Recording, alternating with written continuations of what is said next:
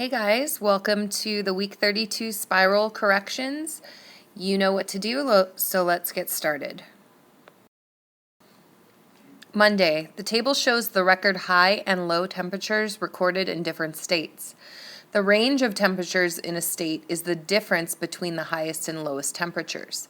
Sort the range of temperatures from each state from least to greatest. So you are going to choose the option when it comes up of which is in correct order. Notice you're looking for the ranges. So it shows you the high and low, and you're going to find the difference, which means to subtract. And my hint is be careful with your negative signs. Remember your integer rules.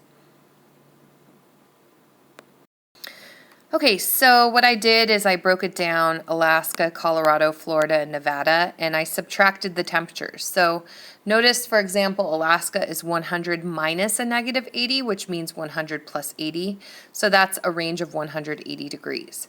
So I went through, subtracted each one, and it was where I had to keep flip change and add the opposite.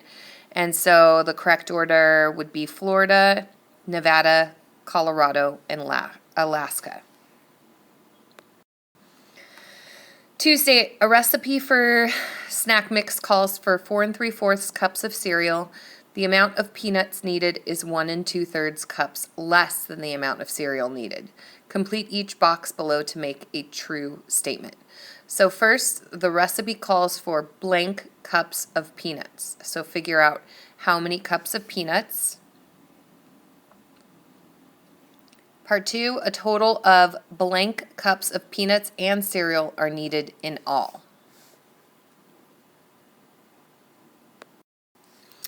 Alright, so what I did first is to find the cups of peanuts. It says that it's 1 2/3 less than 4 3/4 cups. So down on the bottom right here, I subtracted and got that it's 3 1/12 cups of peanuts. So then to know how much in all, I take the 4 3/4 of the cereal plus the 3 1/12. Different denominators means a different problem. So I came up with the LCD, adjusted my numerators, added, and then reduced, and got 7 3/4 cups. Wednesday, A. Which pair of monomials have a GCF of 4A? Select all that apply. Remember, GCF is greatest common factor. Okay, so what I did is I factored each of the pair of monomials. So for example, for 8A and 18A, when you factor, you put them to prime factorization. So that would be 2 times 2 times 2 times A, and 18 was 2 times 3 times 3 times A. Common factor would be ones that both lists shared. They both shared a 2, they both shared an A, so GCF is 2A. Again, I'm looking for a GCF of 4A. So it didn't work for the second one, but the third and the fourth, I was able to factor out 4A from each of them. Wednesday, B. Use the distributive property to rewrite the expression. So choose the one that has it rewritten correctly. So distribute, that means I'm going to multiply the 3 to both terms. So 3 times negative 2x is negative 6x, and 3 times 4 is positive 12.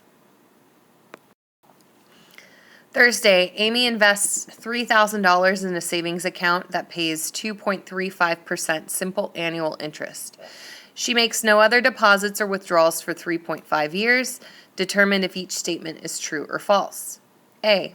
Amy's account will earn $246.75 in interest. True or false? B. Amy's account will be worth $2,753.25 after 3.5 years. True or false? C. Amy's account would earn $15.75 more in interest if the annual interest rate were raised to 2.5%. True or false? All right, so starting with A, Amy's account will earn $246.75 in interest. I have it down here. Formula is interest equals principal times rate times time. So I multiplied 3,000 times 2.35% as a decimal times 3.5 years, and I got that it's true. It came out to $246.75. Now going to see how much it'll be worth, that's going to be the principal plus the interest. So I added $3,000 that she started with plus the interest, and I got a different amount, so that one's false. Last, it said she would earn $15.75 more interest if the annual interest rate was raised to 2.5%. So what I did is I refigured the interest down here, and instead of, I changed the interest rate to 2.5% as a decimal and got $262.50. Now, if I take that amount and I subtract the original amount, I get that $15.75 more interest, so that is a true. Yay, we're halfway through. On to the geometry section. Here is a picture of PJ. I think he's probably about 6 weeks old there. Make sure you have the following page in front of you and that you are making full corrections for every one that you missed. Number 1, a cardboard box has the dimensions shown. Select the correct values to complete the formula to find the surface area of the box. So first thing that's going to come up, you are going to choose the correct combination of values to complete the formula to find the surface area. You need to choose all that apply. So make sure you choose all that apply to get it correct. Part 2, how much cardboard is needed to make the box?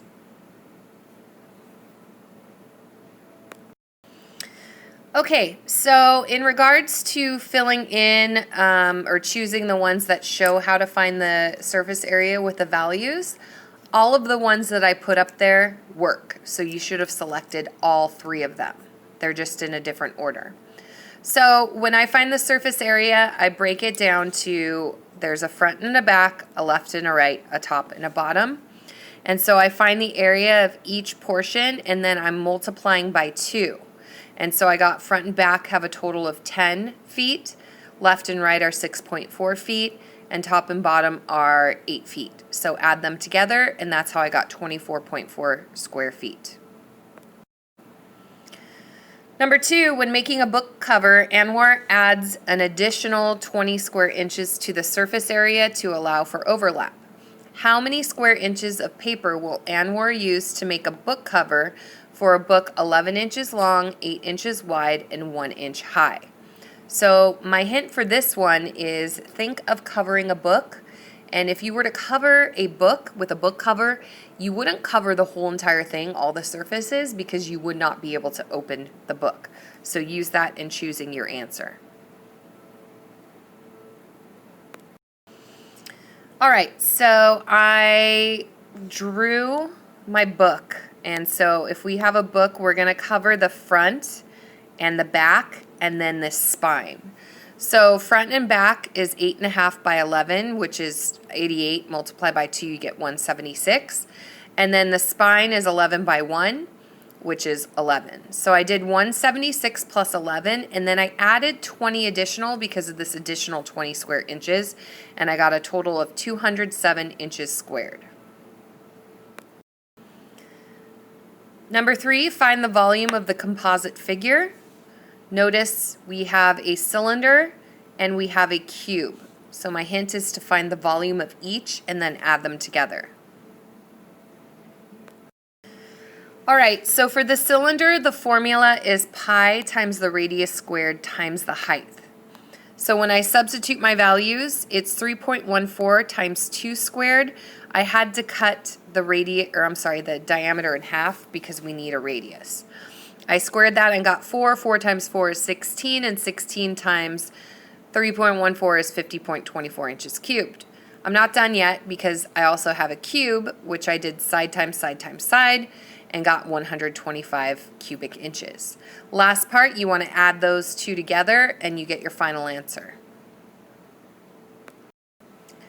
4.